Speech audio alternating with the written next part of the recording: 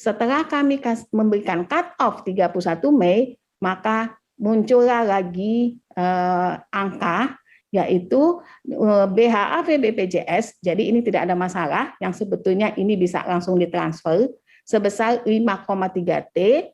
Kemudian dispute ini yang masih perlu verifikasi lagi karena dokumen belum lengkap, itu sebesar 6,931 T. Nah, ini semua yang menjadi kita sebut tunggakan. Karena ini tunggakan yang layanan sudah lewat, yang ditagihkan pada tahun berikutnya. Nah, dari ini kami mendapat angka BHV BPJS totalnya 12,013 T, yang BHV dispute sebesar 10,071 T. BHV dispute ini masih proses untuk verifikasi. Tapi kalau BHV BPJS ini sebetulnya tinggal review BPKP.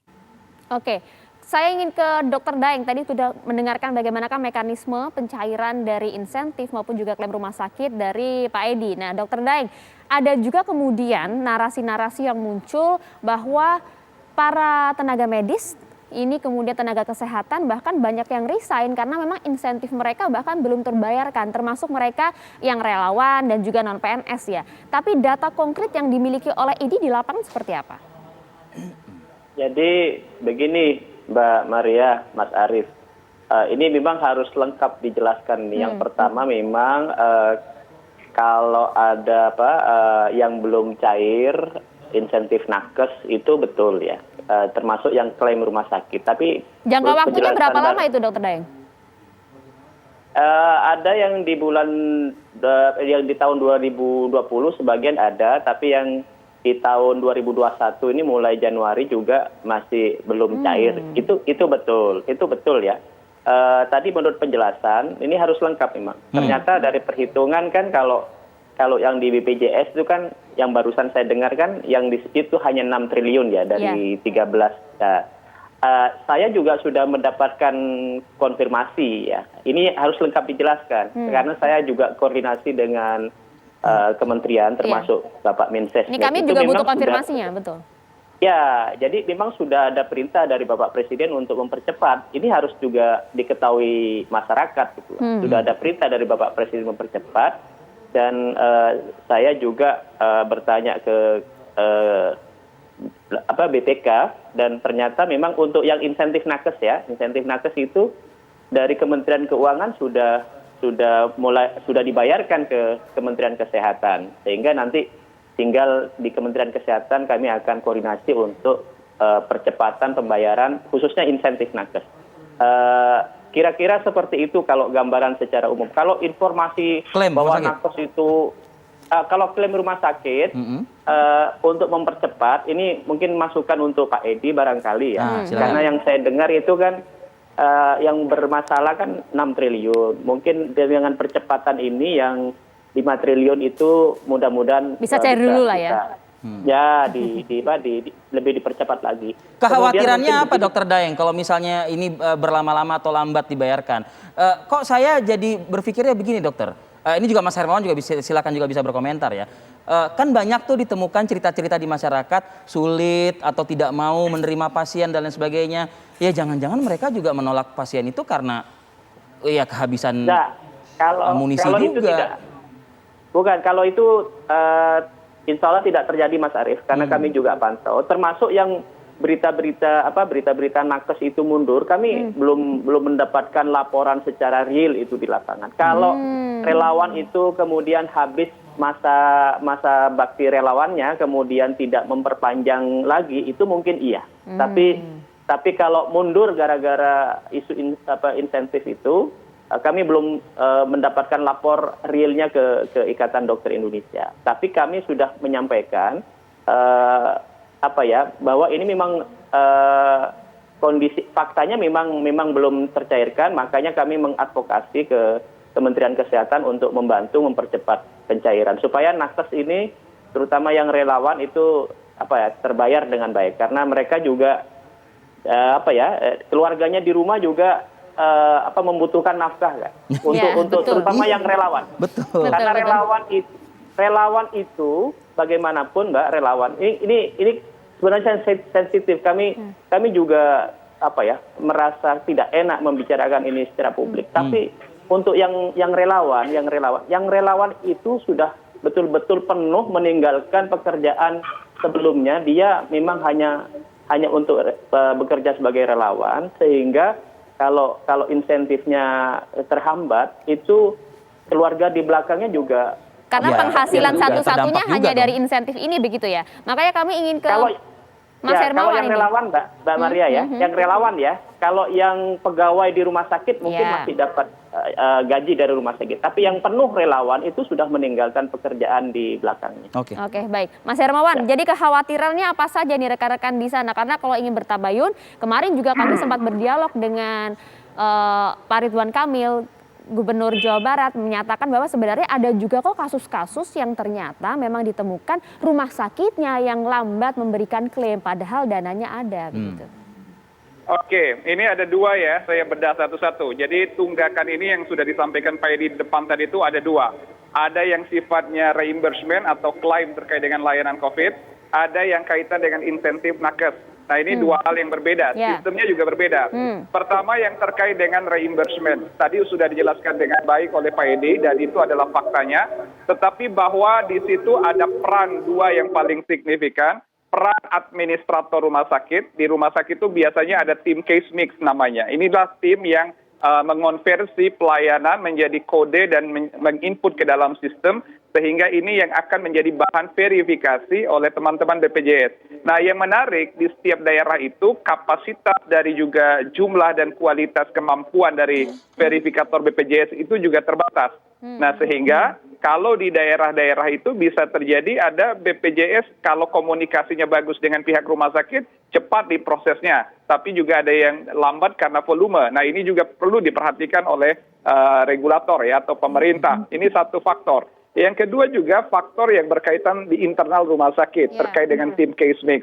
Nah disinilah karena volume layanan yang luar biasa sehingga penumpukan berkas, kemudian penelaahan, bagaimana mengkoding kasus dan lain-lain juga itu menjadi PR tersendiri.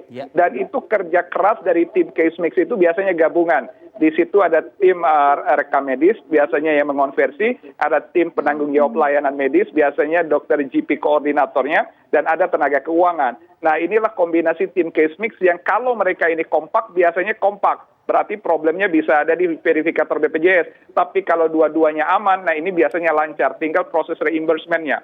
Ini adalah situasi yang terkait dengan reimbursement. Tetapi insentif nakes ini sangat berbeda. Insentif nakes ini sangat mengandalkan administrator dari rumah sakit, terutama tenaga rumah sakit untuk menginput data. Ini juga faktor sosialisasi.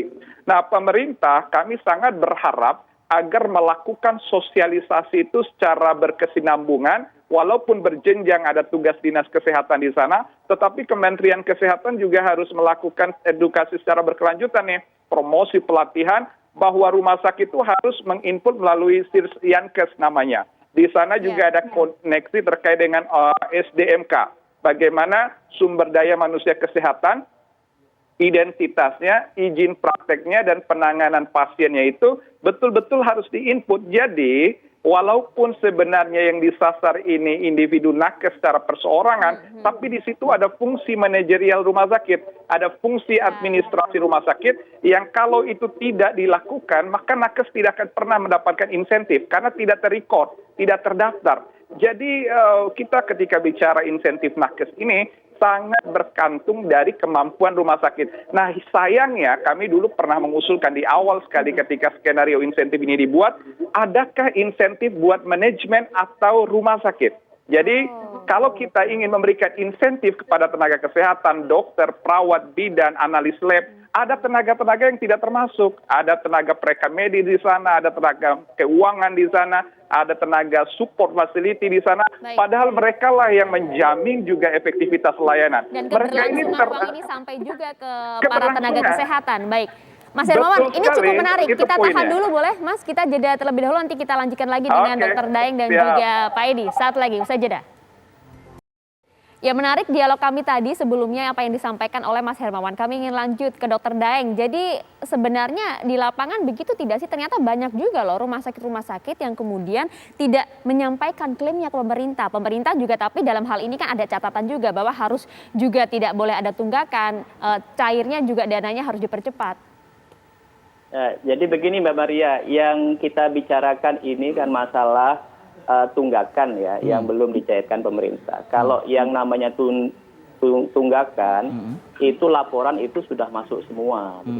Jadi bukan mengasumsi laporan ini belum masuk, sudah masuk semua, tinggal diverifikasi oleh pemerintah ya. Dalam hal ini yang diminta kan kalau rumah sakit itu kan BPJS.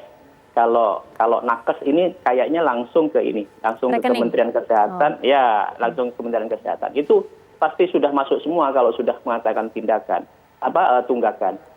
Yang dikatakan Pak Hermawan itu satu, itu memang ada tim khusus melakukan. Jadi itu tidak menyibukkan dokter pelaksana. Ya, itu ada tim khusus yang melakukan itu dan itu secara rutin. Ya. Dan saya kebetulan juga pengawas di rumah sakit itu. Tiap hari dilakukan tuh laporan itu dan itu secara rutin diberikan. Dan rumah sakit sangat butuh, tidak mungkin itu dilambat-lambatin, justru ingin cepat rumah sakit. Tapi itu ada tidak sih kasus-kasus seperti ini, Dokter Daeng? Mungkin ada tapi jarang sekali. Mungkin ada tapi jarang sekali. Yang saya tahu kan proses dengan BPJS itu berjalan seperti biasanya lancar ya. Yang terjadi itu hanya kalau belum lengkap kemudian dikembalikan lagi oleh BPJS kemudian dilengkapin lagi. Itu proses itu yang terjadi. Kalau sama sekali tidak dikerjakan hampir tidak mungkin karena itu nyawanya rumah sakit, nyawa operasionalnya ya. Yang kedua, memang nakes itu yang tertulis oleh pemerintah itu per nakes memang jatah insentifnya. Tetapi praktek di lapangan rumah sakit itu membagi dengan semua nakes yang terlibat, tidak hanya nakes yang dialokasikan oleh pemerintah. Itu kesepakatan di kawan-kawan rumah sakit itu, kemudian ada kesepakatan semua nakes yang terlibat kemudian dibagi juga. Jadi jangan khawatir Mas Hermawan. Jadi tanggapan di rumah sakit itu tetap terbagi dengan baik. Masukan dari Mas Hermawan ditanggapi juga oleh Pak Edi dulu mungkin. Pak Edi, silakan Pak Edi. Oke, makasih. Sekarang kita geser ya ke insentif nakes ya. Jadi kalau insentif nakes itu begini posisinya. Ini penting juga untuk kita. Tadi Mas Hermawan sudah dengan sangat bagus menyampaikan proses dari yang terjadi di fasilitas kesehatan ya. Ada proses pengusulan dan sebagainya dan itu betul. Nah sekarang saya ingin menjelaskan bagaimana setelah proses itu masuk ke atas. Jadi insentif nakes itu anggarannya ada yang dari pusat APBN, ada yang anggarannya dari daerah. Jadi itu tergantung kepada status kepegawaian nakes. Dari nakes daerah itu pembayarannya dengan APBD. Kalau nakes pusat itu pembayarannya dengan APBN. Tapi secara prinsip sama. Nah saya ingin jelaskan dulu yang untuk tunggakan. Kita ngomong tunggakan nih lah. Dan Dr. Daeng betul bahwa kalau namanya tunggakan ya berarti pengajuannya sudah ada. Dan ini tunggakan untuk tahun 2020 ya. Dipersingkat Pak Edi. Itu besarnya besarnya sekitar 1,48 triliun. Yang 1,47 sudah diverifikasi oleh BPKP, yang 1,45 triliun sudah dibayar oleh Kementerian Keuangan kepada Kementerian Kesehatan, jadi tinggal nunggu proses. Nah yang daerah ini yang terus didorong oleh pemerintah, termasuk Bapak Presiden, supaya pemerintah daerah segera mencairkan anggaran-anggaran penanganan COVID, termasuk dalamnya insentif kesehatan. Jadi saya kira ini perlu kerjasama semua pihak. Jadi tadi administrasi rumah sakit, nakes sendiri, ditanyakan, para nakes tanyakan gitu, apakah sudah diajukan oleh rumah sakit ini untuk insentif ya. Kemudian ada pemerintah daerah, kemudian ada verifikator dan sebagainya. Jadi kita perlu kerjasama semua pihak. Tapi poin tadi bahwa ada usulan untuk katakanlah sosialisasi lebih baik kepada tenaga kesehatan, kemudian perluasan ruang lingkup insentif, saya kira bisa disampaikan. Nanti saya berjanji menyampaikan. Baik, Mas Hermawan 1 menit untuk Anda. Silakan mengomentari Pak Daeng, Dr. Daeng dan juga. Singkat saja. Oke. tahun ini pemerintah menganggarkan untuk klaim ini sekitar 32 triliun kalau nggak salah di tahun 2021. Yang baru sudah tercairkan sudah ada 17 triliun. Kemudian masih ada sisa dana yang harusnya disediakan oleh pemerintah sekitar 15 triliun. Kita membayangkan serapan anggaran untuk penanganan COVID hingga bulan Juli ini dari 32 triliun sudah cair 17 triliun. Padahal kasus masih terus naik, over capacity terus terjadi. Kekhawatiran rumah sakit, apakah dana masih akan cukup bulan Agustus, September, Oktober, November hingga akhir tahun ke depan ini dalam penanganan COVID. Pada tataran kebijakan, saya berharap pemerintah segera melakukan realokasi atau rebudgeting untuk menyesuaikan kebutuhan kita di bulan-bulan ke depan ini selama 2021. Yang terakhir kembali ke dua hal tadi ya, terjadinya dispute dan untuk klaim BPJS, untuk klaim pelayanan COVID dan insentif, ini dua hal yang berbeda. Tetapi dua-duanya ini punya titik yang sama, yaitu kapasitas dari rumah sakit internal dan juga mekanisme sistem untuk pencairan. Dua-dua ini harusnya dipermudah melalui sosialisasi dan komunikasi berkelanjutan. Itu poin utamanya, Mbak Maria dan Bung Ades. Baik, terima kasih semua narasumber, Mas Hermawan, Pak Edi, dan juga Dr. Daeng atas informasinya. Salam sehat, selamat pagi. Sehat selalu untuk Anda bertiga. Selamat pagi. Sehat selalu. Terima kasih, selamat pagi.